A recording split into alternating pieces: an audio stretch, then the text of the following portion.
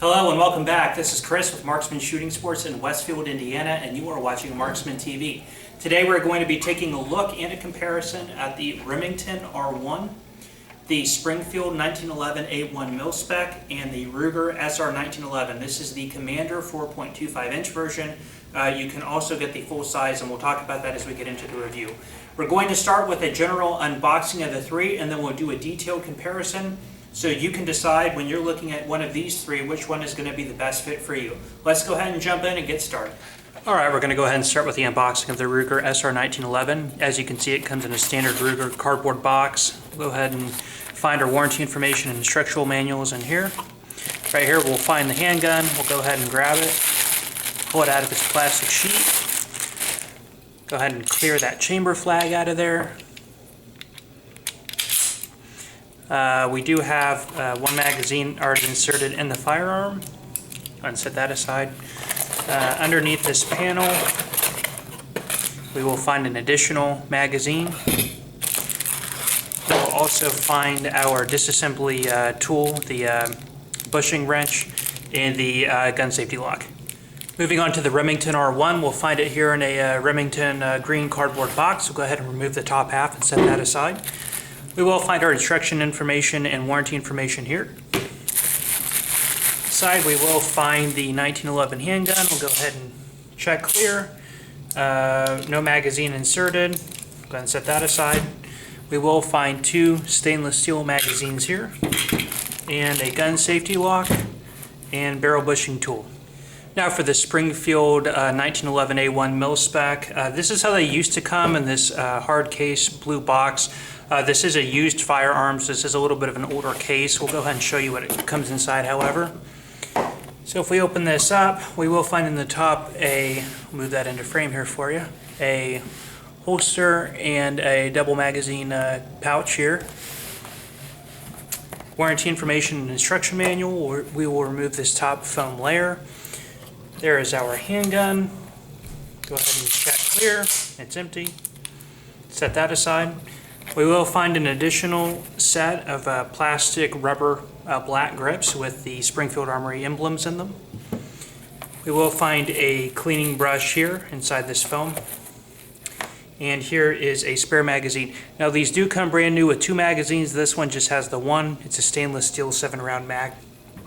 Currently they are now shipping in the same hard case you're going to find the XDS in. Basically, these cases are fitted inside with removable sections so that they could fit the larger XDs as well as the 1911s. They've discontinued shipping them with the holster and mag pouch, so you basically just get the handgun, the extra set of grips, two magazines, and then your gun safety lock and brush. Alright, I've got the three 1911s laid out here for you now. We will quickly go through the technical specs. Again, Springfield here on the top, the Ruger SR1911 here, and the Remington R1 at the bottom. So starting with the Springfield, it is 39 ounces and it has a total length of 8.6 inches. Moving over to the Ruger, this is the Commander size, which has a 4 1/4 inch barrel, so the overall length is 7.75 inches and the weight is 36.4 ounces.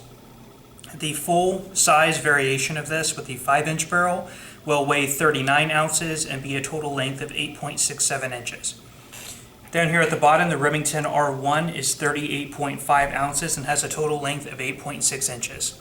Now to quickly recap, these are the beginning entry-level models for each of their respective lines. I'm going to briefly go over where they can kind of go from here. Starting with the Springfield Armory, of course this is the 1911 A1 Mil Spec, which you can get in the stainless finish you see here, as well as a military-style parkerization. Then from there you can get up into the Range Officer. From the Range Officer you can go to the Range Officer Operator. And then of course they have the top of the line, pretty much the top of the line, which is the Target model. One last one I forgot to mention, which goes beyond the Target model, is the Loaded Operator, which has night sights and G10 grips. Moving down into the Ruger, you have the, of course, SR1911 Commander, which is what we have here. You can also get the same thing in a full size. They also have the lightweight Commander models, and of course the top of the line is the Target model. Coming down here into the R1, you can get it in the stainless finish here, as well as they do have it in a black oxide finish variant as we have here. Moving on from the R1, we can then get into the R1 Enhanced, and then the R1 Carry Commander. So getting into the construction of the three 1911s, we will start here with the Springfield. The Springfield is a forged, machined stainless steel slide, which does have matte rounds here at the top. So you do have a matte stainless here on these rounds, as well as on the back of the grip safety and the mainspring housing, as well as on the front strap and on the underside of the slide here. Here on the Ruger SR1911, we have a brushed stainless finish. It is a CNC machined slide, machined out of bar stock, and a cast frame. On the Remington R1, we do have a carbon steel machined slide with a cast frame. On the stainless version, there's been some talk or speculation on the internet that maybe it's a machined frame. It's kind of hard to tell because there are no creases or lines that you typically see within a casting process. If I bring in the black oxide version, if I bring this in close, you might be able to pick up there are creases here, kind of a line that you can pick up from that casting. So this one is definitely cast. I believe that the stainless steel is also cast. Might be machined, but I'm going to go ahead and wage a 90% bet that it is also a cast.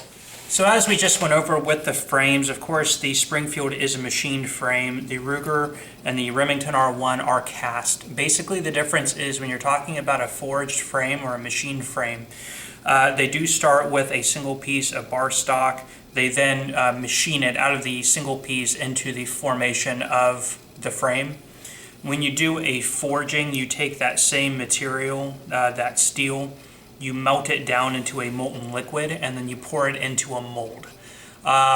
There is, of course, most people would probably agree that the machining process, or basically a forged process, is going to offer more durability. Does that mean that a cast frame is going to not hold up to the tolerances and pressures that is required of it to function over an extended period of time? No, not necessarily. But if you do want that little bit of extra rigidity, just keep in mind we do have forged here and then cast here and here. Getting here into the hammers, here on the Springfield we do see a standard A1 narrow hammer spur, which of course the standard 1911 had a wider spur, so this is indicative of a feature found on an A1. Just like the Springfield, the Remington R1 does have that narrow hammer spur, just like you would see on any type of A1 design, with nice positive serrations on the spur itself. The Ruger that we have here has a nice rounded and skeletonized hammer. It does have very nice positive serrations here for gripping. That skeletonized hammer is going to decrease the weight, which is going to create a faster cycling motion. Moving into the grip safety, the Remington R1 uses a standard A1 grip safety with a narrow and a shortened beaver tail. Down here in the mainspring housing, you are going to find a ribbed style serration. This will be very nice for gripping the palm swell of your hand. The Springfield also uses an A1 style grip safety with a very, very shortened beaver tail. Moving down into the mainspring housing, we are going to find that it does have an A1 style rounded out mainspring housing, which does have rib cut serrations in the back, again for that positive gripping of your palm swell. Moving into the Ruger SR1911, the grip safety we can see does have that nice extended beaver tail, which offers good protection from that hammer bite. We do see nice serrations here in the back, which again help you on that positive gripping. Down here in the mainspring housing, we do see a standard 1911 style flat mainspring housing with ribbed style serrations, again for that nice positive gripping of your palm swell. The trigger on the Remington R1 is a standard A1 style combat trigger. It is non-adjustable. It does have nice serrations here on the trigger face for gripping of your finger. The trigger weight out of the box does rate in at about 5 to 6 pounds. There is a little bit of trigger stacking because this is a Series 80 design and you do have that firing pin safety under the slide, which we will get to in a minute. The Springfield 1911 A1 Mil Spec also has a 1911 A1 style combat trigger. It also has nice serrations here on the trigger face and it is not adjustable. The trigger weight on these rate in at about 4 to 5 pounds out of the box. The Ruger SR1911 uses a skeletonized aluminum trigger with an adjustable over-travel stop, which we see the adjustment point here. Again, has nice serrations here on the trigger face. Out of the box, the trigger weight is about 4 to 5 pounds. Moving on to the grips, the Remington R1 does come with walnut grip panels on both sides. This is a double diamond, what you call a double diamond grip, which is typically what you would see on World War I era standard 1911s, not typically found on the A1. It does have very, very nice checkering here, and overall really, really nice feel to it.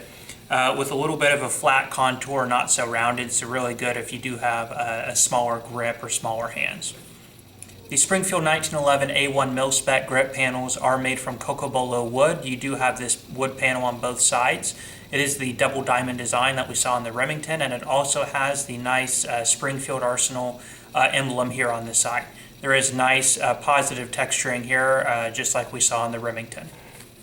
Springfield also ships these with a set of black composite grips, which also have very nice texturing on them, and it does have the cross cannon logo. I've gone ahead and installed these black composite grips on here for you so you can see what they look like. Up against the stainless, they have a really nice sharp look to them, and I actually like that quite a bit. And I totally skipped over the Ruger SR1911 grips. They are a cocobolo wood with the diamond pattern in the cross checkering, and they do have that nice Ruger emblem inlay in both grip panel sides. Moving into the magazine release, on the Remington R1, we do see these nice magazine release serrations here, good for gripping onto your finger. They are also elevated with a nice bit of elevation to them, easier for you to get to. Typically a feature you see on more of a target or a competition model. The Ruger SR1911 also does have really nice cross-hatching texturing here on the magazine release button, good for gripping onto your finger. It is also elevated, which is easier to get to. Again, pretty indicative of what you're going to see on a target or competition style 1911. On the Springfield Armory 1911 A1 Mil Spec, the button itself also has really nice serrations for positive gripping. It is not elevated as much as we see on the other two. All that really means is if you have smaller hands, you might need to roll your hand over a little bit more to push that button all the way down to release the magazine. Not that big of a deal. Getting into the sights, this is the Springfield Armory 1911 A1 Mil Spec. We do see a rear 2-dot dovetail in the back. And in the front, we have a non-dovetailed front sight, which is a single dot. On the Remington R1, we will also find a set of 2-dot combat sights in the rear that are dovetailed. And in the front, we have a corresponding single dot dovetailed front sight post. On the Ruger SR1911, we do have a set of Novak sights, which are dovetailed and sloped. We do see of course, 2 dots in the back. It is drift adjustable for windage, but it is not adjustable for elevation. And in the front, we have a dovetailed front sight with a single dot. The dovetail cutout is standard for any Novak style sights you wish to change out and put in its place. That includes their target sights, their combat sights, anything you want to put in there. If you want anything other than Novak, you will have to machine out a larger recess to put in any other sight of your choosing. Moving into the slides, we do have the Ruger SR1911 here on top, the Springfield Armory Mil Spec here in the middle, and the Remington R1 on the bottom. The Ruger SR1911 and the Springfield Mil Spec are Series 70 style slides, and the Remington R1 is a Series 80. The main difference you will see here, and I'll bring this in, is the Remington R1 right there at the tip of my finger. You will see a little plunger. That does not exist on either of the other two. And I'll bring that up for a comparison, as you can see. What that plunger is a firing pin safety. And that was a feature that was added originally by Colt. It was what they called the lawyer feature. I just used air quotes there. Which is basically to not allow the firearm to fire unless the trigger is pulled. That plunger does have a firing pin stop inside of it, and that stop is moved out of the way when that plunger is pushed upward towards the top of the slide. Once that's pushed upward, it opens up a clearance passage through the stop, allowing the firing pin to drop. The only way to push that little plunger upward is by pulling on the trigger, which pushes on a series of levers and cams inside the frame, which then pushes on an arm, and I will grab that right there inside the frame, which pushes on that arm, which then pushes up against that plunger inside the slide, which then pushes it out of the way. The reason that is to do, or the reason that's done, is if you're pulling the hammer to the rear and you were to accidentally let go, and it will drive forward and hit the back of the firing pin theoretically, or if you were to have the hammer to the rear and accidentally drop the firearm on the back and hit the hammer spur on the ground and break the sear and send the hammer flying forward, it could theoretically fire without the trigger being pulled, which I guess happened occasionally. I don't think it was a huge issue. The safety features, and I'll pull out one of these.